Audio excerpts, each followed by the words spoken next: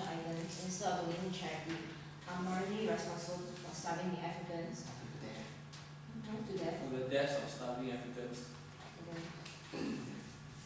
Then, okay, I invite the Prime Minister to open the debate.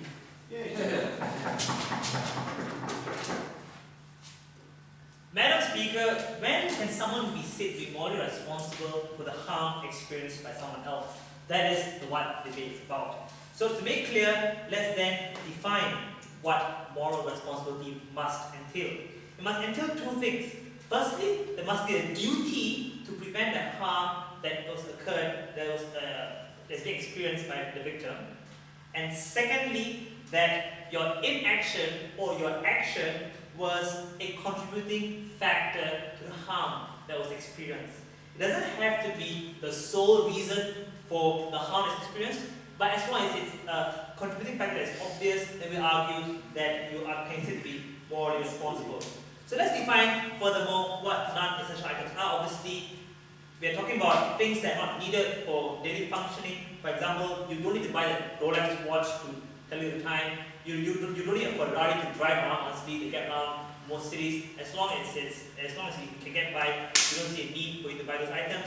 And lastly, charities. We're talking about specifically donating to charities that help the poor in Africa, that help bring food to African farmers and to African people at large, especially those who bring food aid. That's what we're talking about.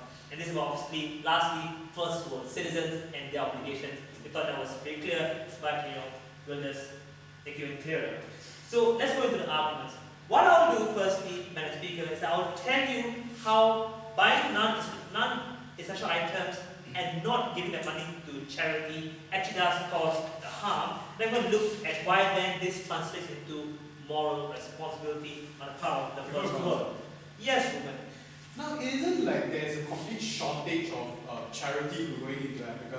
What we think is it's because it's not going to the right channel, that's why people are suffering. And even if you increase the amount of aid going in, it won't help anything. But what I'll show you, Ruben, is that not giving money to charities actually does result in a limited ability on the part of charities to get aid to the poor in Africa. And I'll show you that in the logic later part of speech. But let's firstly establish the few things.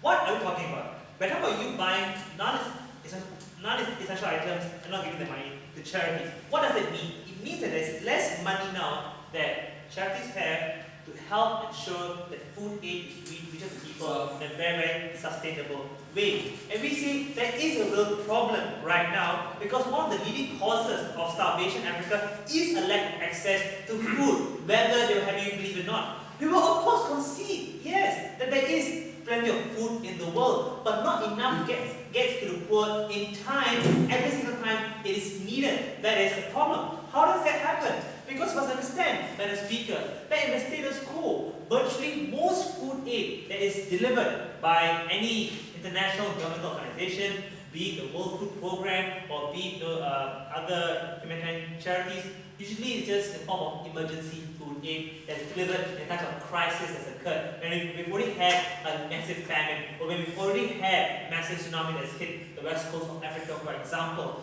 And we will argue that the reason why that is really problematic because it takes very, very long for the aid, or it results in the aid arriving way too late. And everyone knows it. Everyone around the world knows that when we engage in emergency aid as the main method by which we try to help Africans, we still have millions of Africans still dying eventually because they get aid way too late. And we argue this is a problem.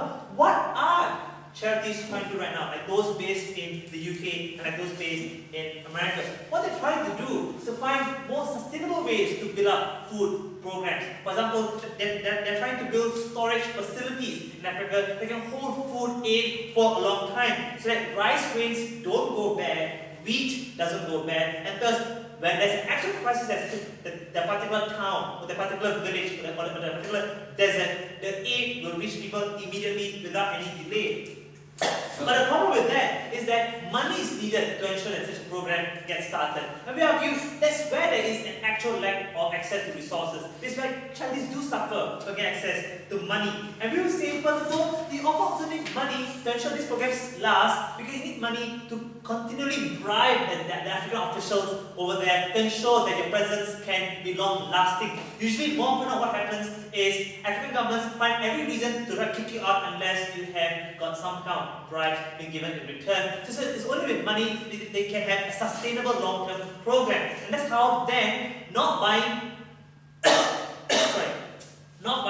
buying non-essential items does cause harm. But of course, sit down, Joshua, must concede, and this is where I go to the moral responsibility part of it, must concede that that buying non-essential items isn't the only cause, obviously, of this problem that I've outlined. It isn't.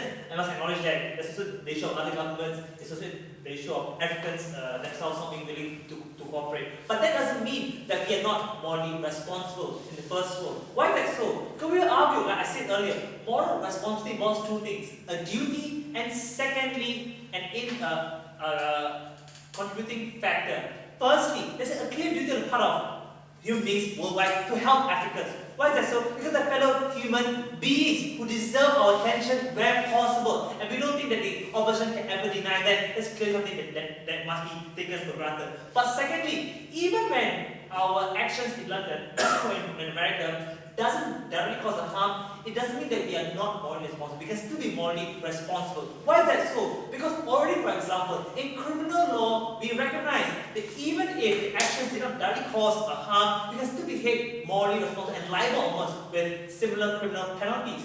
Look at the crime of abetment, for example. What is it? ABETMENT, just so that you know. For example, if you were indirectly involved in the committing of a crime, let's say you sold guns to a group or bad guys who actually went out to commit a crime, you are held just as responsible for what actually happened in the end, even though you did not directly cause the harm that resulted. Because we believe that responsibility doesn't have to come along with it sole causation. As long as you are part and parcel of the process, you can be said to be responsible. You see, that's why ultimately even our action in the first world, even when we do something as benign and innocent as buy a watch, we are morally responsible for what happens elsewhere. But the third reason is simply this, Madam Speaker, because people know the consequent actions. They know that there are people dying out there in Africa, and with the knowledge, they still go ahead to indulge in extravagance. Shows that they must be obviously held to be morally responsible as well for their actions. We say knowledge is obviously the last reason why they must be held morally responsible.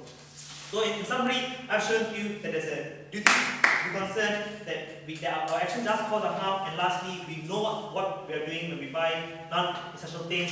Hence, for all these reasons, the motion must stand.